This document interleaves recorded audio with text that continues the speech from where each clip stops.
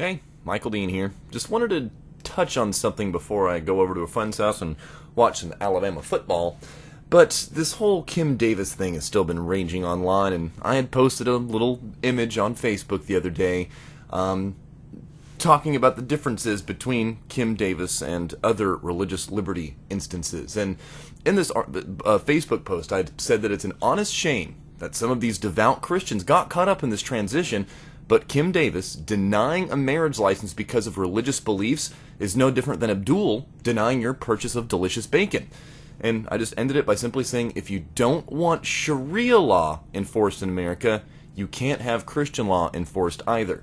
And a couple of people commented on it, very short ones, and most people agreeing with me, but then had somebody say that Kim Davis was elected to her county clerk position, but her job description was unlawfully changed by a Supreme Court decision. The Supreme Court doesn't hold the constitutional authority, he says, to make or change laws. These unlawful changes created a violation of her beliefs. Also, she is responsible to represent interests of those who elected her. If a majority disagree with same-sex marriage, she has a responsibility to consider that in her actions. No. I hate to break it to you, buddy, but no. And this is how I responded. The Supreme Court, they actually can repeal laws that are deemed unconstitutional, but they can only do that if they're petitioned to review a lower court's ruling. So before this whole same-sex marriage thing came into place, this Obergefell v. Hodges, before that ever got to the Supreme Court, there were actually 4 earlier lower appellate courts who ruled that bans against same-sex marriage are unconstitutional. But then there was another lower court ruling that said that they were cool. They were basing that on a Supreme Court decision back in 1972. But even while that was going on, some 35 states had same-sex marriage legalized. The remaining 15 states didn't.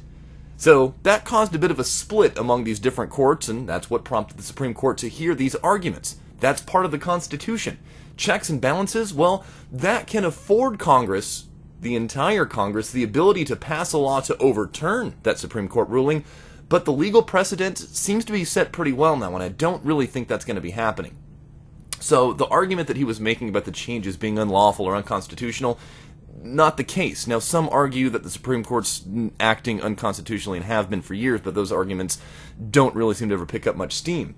But based on how laws are currently interpreted, the changes that were made by the Supreme Court back in June were not unlawful. They actually followed the Constitution, Article 3, Section 2, pretty well. Now, nothing got redefined. What the Supreme Court did was they found that banning a practice based on a religious precedent, that's found to be unconstitutional. Now, Kim Davis, as a person, she may feel that her own personal beliefs are being violated, but acting as a Rowan County, Kentucky clerk, her beliefs, well, they've got to follow the law.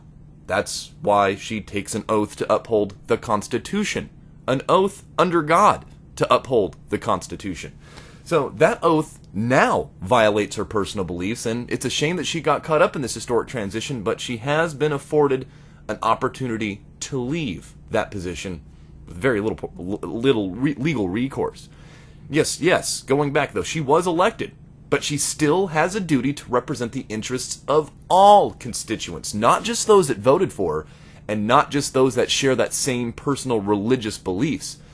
Think of it this way, a Christian judge, he or she can't consider a biblical punishment when sentencing someone in court. That's why we have sentencing guidelines. They exist for a reason. Similar, an Islamic police officer can't arrest you for eating lunch during Ramadan. We have defined lists of legal violations existing for a reason. Now, a county clerk cannot deny a marriage license because it violates her personal belief system. Her responsibility as a clerk is to consider legal precedent only. Something that's already in the law of man, not in the law of the Bible. I gotta go watch some football game. Roll Tide, y'all. We'll talk to you soon.